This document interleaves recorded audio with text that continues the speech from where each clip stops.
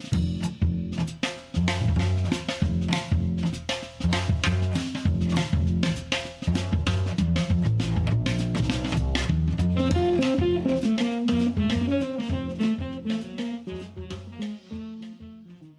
and welcome to a 2024 JJA Book Awards author interview. I'm Bob Blumenthal, here with Brent Hayes Edwards, co-author of Easily Slip into Another World, A Life in Music. Among 6 nominees in the category Biography, Autobiography, to be voted on by members of the Jazz Journalists Association, with results to be announced on May 8th. Brent, thank you so much for joining us. Thank you for having me. Let me start by asking about your day job, as it were, because I want people to get an appreciation of your background before we get into the book.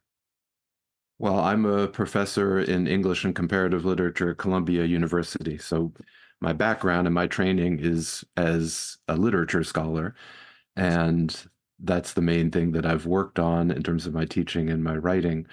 I work on African American and African diasporic literature, especially Francophone, Caribbean, and African literature. And I work primarily on connections, links, translations between French and English and Spanish to some degree among Black writers and artists and intellectuals across the 20th century. But my first book concentrates on the interwar period, on the Harlem Renaissance and the advent of the Negritude movement, so the period when Aimé Césaire and Léopold Senghor are coming to Paris to go to graduate school and meeting Alain Locke and Langston Hughes and W.E.B. Du Bois and Countee Cullen. I write a lot about those kinds of interactions and networks. And I'm also a translator. I translate some from Spanish and a little from Italian, but mostly from French. At Columbia, where I'm in the Department of English and Comparative Literature, I'm affiliated with the Center for Jazz Studies that was founded almost 2 decades ago by my colleague, Robert O'Mealy. And it's a center, it's not a department. That means that it doesn't have its own faculty. So all the faculty are in other departments and affiliated with the center. But I'm one of the core faculty of the center. And that means that I participate in activities and the conferences and the jazz study group, the interdisciplinary conversations that Bob has been organizing since the mid-90s. But I also teach almost every year a class for the jazz studies curriculum, because jazz studies is it's called a concentration. It's like the equivalent of a minor at Columbia. So I have taught a variety of classes, but the one I've taught the most often is called Jazz and the Literary Imagination. And it's a lecture class about the interconnections between jazz and African diasporic literature. That's a lot about the way writers learn from the music, find formal models in the music. What does it mean that Langston Hughes tries to figure out, tries to invent a form called the blues poem in the 1920s to figure out a way to parallel the innovations of Bessie Smith and Ma Rainey and Ethel Waters on the page. I run through the 20th century in that class all the way up to contemporary writers like Michael Ndonche and Jackie Kay. But a big part of the class, which is relevant to my work with Henry, is more than half of the class in terms of the syllabus is writings by musicians, starting from the autobiographies of musicians like Sidney Bechet and Louis Armstrong, and going through liner notes. We do a whole week on liner notes. So Charles Mingus's liner notes, Bill Evans's liner notes to Kind of Blue, things like that. Sun Ra's poems and liner notes, Mary Lou Williams's liner notes, and critical articles and various other kinds of writings by musicians. So I have a longstanding interest, not just in writing that's influenced by the music, but by musicians who think of writing as a major part of what they do. The cross-fertilization and the way I think about it goes both ways. And so Now, in terms of my scholarship, one more thing, that class really led to my, I've published a few other books, but my second single author book is called Epistrophes, Jazz and the Literary Imagination. And it came out of that class. And as I was just describing, is both about writers influenced by jazz, but also significantly about musicians who write, including Armstrong, Ellington, Cecil Taylor, Mary Lou Williams. And there's a chapter on Henry Threadgill and his inimitable song titles. Okay. I guess there's a two-part question. Talk about how your interest in Threadgill's music was spawned, and in turn, how the book came to be. How the book with Henry came to be? To me, Henry is, just to put it very simply, he's one of the very few, less than a handful of the great composers to emerge out of the jazz tradition and more broadly the Black experimental music tradition of the 60s and post-60s generation. I put him in a very small group with Roscoe Mitchell, Wadada Leo Smith, Julius Hemphill. Henry is in that pantheon for me. And just thinking generationally in terms of my age, there's a kind of romanticism of the music that you are too young to have heard, to have experienced. So the music of the 70s is the music that I wasn't there for. I was a little kid in that period. And when I started listening to the music in the late 80s, when I was in high school, I was fascinated with the music that I didn't quite catch that came a little bit before. So the music of Henry, the music of Julius Hemphill was some of the music that moved me the most. The book came about because I have been working now for a while, for more than 15 years, on a project about the downtown jazz and really multimedia art scene in the 1970s. It's sometimes described as the loft scene. But what I'm particularly interested in is both the question of what happens to the music when musicians are controlling the space of presentation, when it's musicians running their own loft spaces and deciding how long a set are we going to play? Are we going to serve food? Are we going to serve alcohol, etc.? I'm really interested in the way people like Sam Rivers and Jolie Wilson and Rashid Ali thought about how to present their art. And I'm also interested in the ways that musicians controlling these large spaces in Soho and NoHo and Tribeca allowed certain kinds of multimedia collaboration. So a lot of these musicians, Henry included, started working with dancers, with poets, with videographers, with photographers, and integrating. I've seen a video of a performance that Julius Hemphill did with Bakita Carroll and Warren Smith, but also with a dancer and with the actor Malinke Elliott and with a projection of a film that he had made in St. Louis.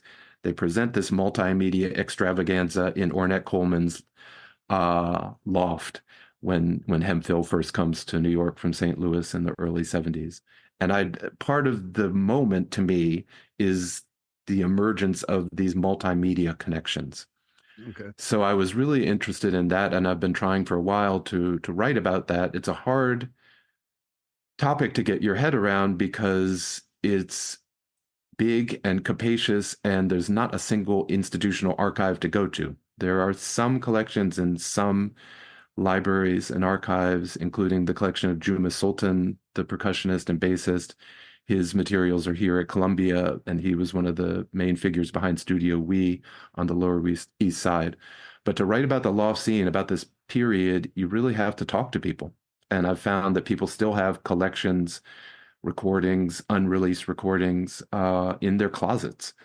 So I've gone very slowly and deliberately thinking kind of space by space, thinking about Jolie Wilson's Ladies Fort, thinking about the Tin Palace on the Bowery, thinking about Ali's Alley, Rashid Ali's space on Green Street, and talking to the musicians or their collaborators as best I can.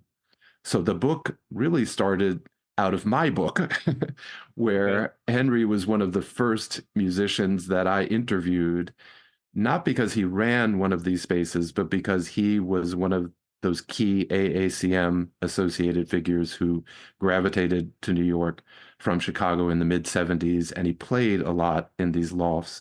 He did air his trio did have a loft gallery space briefly in the early 80s. But Henry didn't own one of these spaces like some of the other figures I was just mentioning, but he played in all of them. So I interviewed him and I started giving him, because I'd done all this research, both in the periodicals, but also in finding these unreleased recordings and helping people digitize and archive their recordings. I have a pretty substantial collection of unreleased material. So I gave Henry, I remember the first thing I exchanged with him.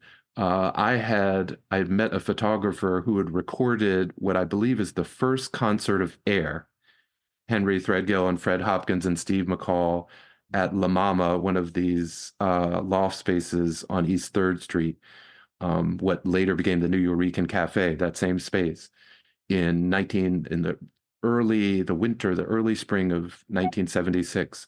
And I found a recording of it. So Henry and he's playing hubcaphone and flute. It's an extraordinary recording. He remembered it and he said, "Oh, I remember how frigid that day was. It was so freezing. We played there a couple of nights. The first day, nobody had heard of us and nobody showed up. But then word got out, and by the end of the weekend, it was packed." So we connected around that, my kind of archival discoveries. And about a year and a half after I had first met him and interviewed him for my book, we were talking and he said, "Brent, I think we should really do an oral history." And I said, how could I say no? It's Henry Threadgill. He's one of my heroes. I said, of course. But at that point, I hadn't done very many oral histories. I had to really study and get a sense of the field and how one proceeds, and doing something that's not just an interview for something you're writing for a book or an article, but an oral history that really takes a figure through his or her own life and artistic output and development.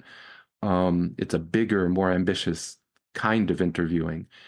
And I really got involved in oral history to the point where I've worked as an interviewer for the Columbia Center for Oral History, that's had major projects on the history of the Apollo Theater, they had a major Robert Rauschenberg oral history project. So I've done a lot of oral history work because of Henry. I got involved in it. And we did, over about 3 years, multiple sessions, each session 2-3 hours at least, where we just took our time and did a very thorough oral history of Henry's life and career.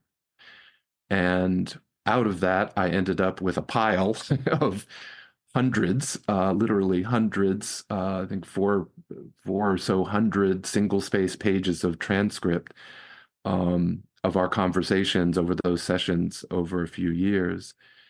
And what's been interesting in the wake of the book is that it's actually been hard for Henry and I to reconstruct how this happened. At a certain point, we decided to try to do it as a book. And if you know oral history, if you've read oral histories, but even in terms of interviews, an oral history or an interview is not a book, right? An oral history is inherently a dialogic form. It's a back and forth. It's a conversation. It's a looser form. You're not going necessarily in chronological order. People's memories don't work in a linear fashion.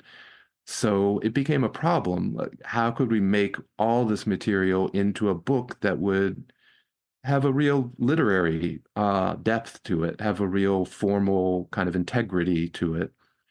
And that became, well, Henry, in his characteristic way, Henry said, "Brent, you're the writer. You figure it out." Well, let me ask you about that from your perspective, because the notion of collaboration always fascinates me, whether it's seeing two composers' names on a piece of music, like what did Kenny Clarke contribute to Epistrophe? What did Thelonious Monk contribute? Or when it comes to producing a book of this type. So I wish you, I hope you can talk about the process from your point of view. And I want to touch on a couple of things. I saw an interview you gave where you said Henry told you the book was going to be not just music, and how you balance the music and the rest of his life, and also how the story is framed, because as I told you, I don't want to be a spoiler for those who haven't read the book, but some of the way the key episodes are presented is really brilliant to my mind. And so, can you talk about your end of the teeter-totter in this collaboration? Well, it really was a collaboration, in that it had multiple stages. It started as interview and oral history and then became a book project, and it became a task of figuring out how to make it a literary artifact. So the first thing I did, because he didn't want it to be just about music, although I think the book, in some ways, it's many books within one. It is certainly the life of a composer. It's the story of the making of the formation of a composer. Um, it's also a history of Henry's ensembles and his compositional development in relation to his different ensembles over the years. I think it's also a Chicago book. It's very much an AACM book and a New York book after he comes to New York in the mid 70s. And it's a travel narrative. It's very much about his international experiences that people don't always appreciate. Even those of us who love Henry's music don't necessarily know about the importance of the time he spent in Venezuela, or they might know he has a house in Goa in India, but they don't really understand why he went there and the importance of India to his kind of compositional orientation. So a substantial part of it is about his travels in South America and the Caribbean, in Sicily, and in South Asia. So I did a lot of research. I read every interview, every profile of Henry I could find, tried to not just get a sense of his career as a composer and as a musician, his own albums, and then all the albums he had performed on, working with other composers, working with other bands. But I also tried to put, in terms of the way our conversations unfolded, to put his life in context, to think about what else was going on. So you have to do, as an interviewer, some kind of background research. So you're thinking about, wait, where was Henry when Malcolm X was assassinated? Where was Henry during Vietnam? Wait, when was the assassination of Martin Luther King? You're thinking about dates to ask Henry about, to think about the broader implications of his life in relation to the major political events of the day. And of course, his emergence, and the AACM's emergence, is right in the middle of the tumult of the 1960s. And the Vietnam chapters, which to me are at the core of the book, the 2.5 chapters that are about his war experience and the aftermath of his war experience. It's very much about not just his individual experience, but about the broader issues about race and politics and imperialism and violence, that he saw firsthand. So I had to kind of do a lot of background research to get myself ready to have those conversations. And then we had a very intense back and forth around those issues.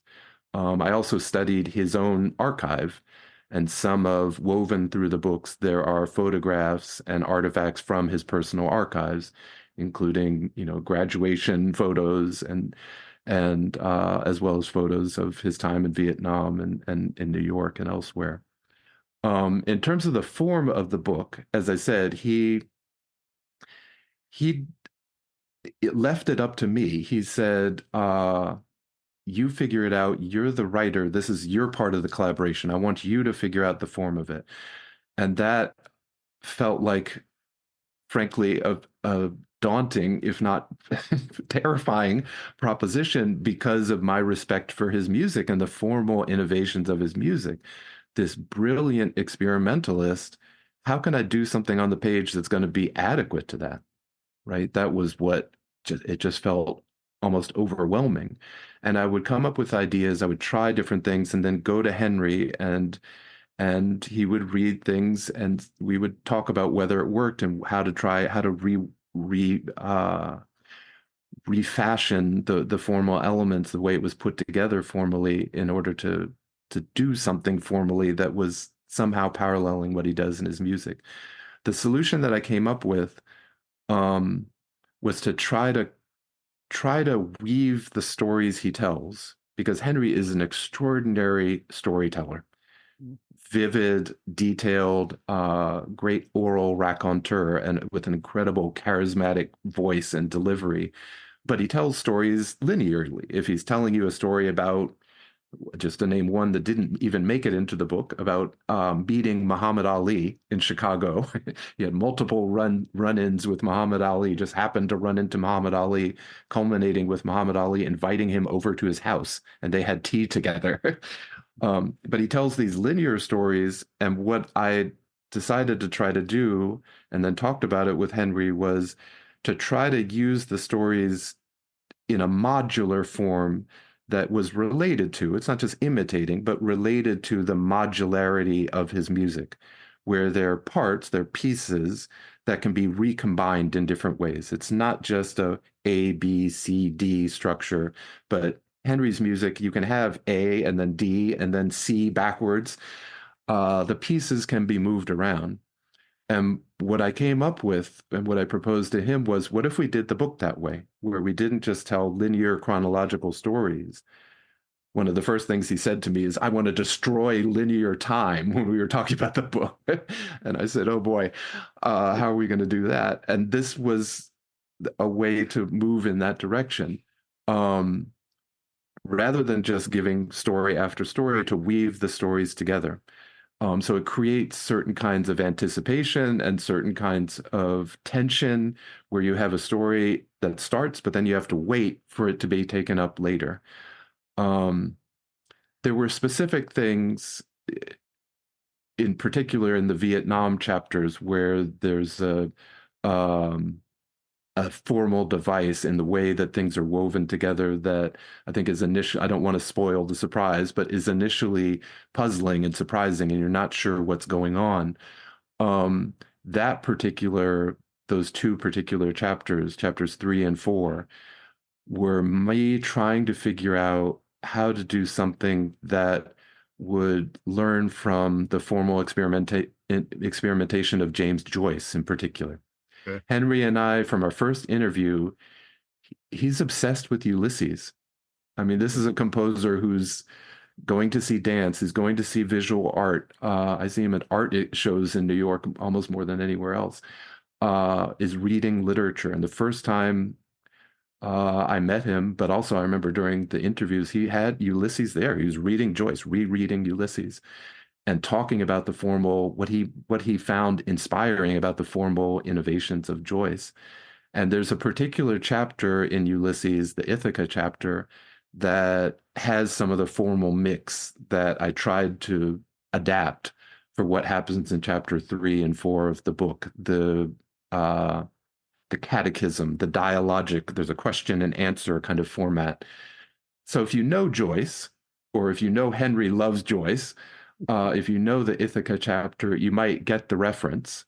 It doesn't, the book doesn't talk about Ulysses overtly, and I don't think you need to know James Joyce to get what's going on, because eventually it becomes clear what's being woven together across the scope of those two chapters. But it was my attempt to try to figure out, because he kept talking about Joyce and the formal innovations, I was trying to figure out a way to do something Joycean. Okay. And so some of it is an attempt to do that. And so I would come up with ideas like that. And I remember when I wove chapters 3 and 4 together, I gave both of those to him at the same time. And he immediately got it. He said, "This is like the Ithaca chapter. This is great. This is Joyce." I would, to people who haven't read the book, not only chapters 3 and 4, but there's a coda to my mind, which is the beginning Yes. of chapter 5, when he Yes. talks about going home to Chicago. It's some of the best literature about the Vietnam experience that I've read by anybody, not just by musicians. Just a couple of quick things before we close. I wonder Sure. if you had any revelations about the music as you worked on the book. About his music? About his music. A couple of things I would say. One, that is part of what is to me so extraordinary about his career, are the changes, the way that, and it became kind of the framing figure the core metaphor for the book as a whole, that it is multiple sound worlds. Entering Henry's music is like entering a galaxy, and the distance, timbral, but also compositional, from Air to the sextet in the early 1980s to Very, Very Circus to Make a Move to Zooid. It's not just that the combinations of instruments are different, that you have a band with two electric guitars and two tubas, as opposed to Air with its minimalist palette of just Henry and bass and drums. But the sounds, the way he approaches music really shifts over time. And I was fascinated with that and trying to get him to talk about not just his development as a composer, but his penchant for reinventing himself, for changing directions sonically so drastically in a way that Miles Davis to me is the closest parallel that I can come up with in terms of the jazz pantheon. Someone who radically shifts from decade to decade and band to band to the degree that a band seems almost like a rejection, a diametrical opposition to a previous band. I can't think of another one that has the kind of radical self-reinvention in Henry. So I really tried to get him to talk about, and I think he is eloquent about his kind of compositional outlook and the way he thinks as a composer in relation to not so much individuals, although then obviously it does become a matter of the individual players, but a compositional palette. The way his hearing, he hears something else and he has to figure out what is that other thing that needs to be part of the mix. Is that a bazooka or a glockenspiel? He has a very vivid way of describing it. And then he has to figure out what are the colors that he needs as a composer to move into the next world. But he's very eloquent about those transitions.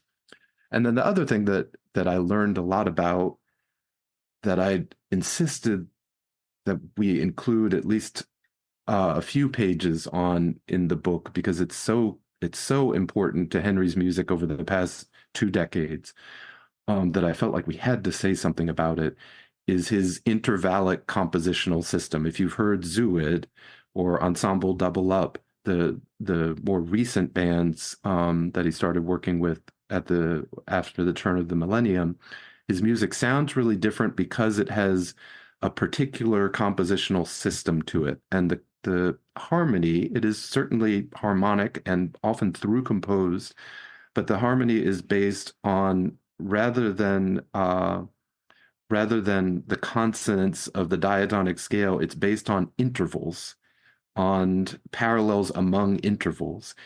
So it's you have 3 half steps between notes, even if those notes wouldn't fit in a C major scale.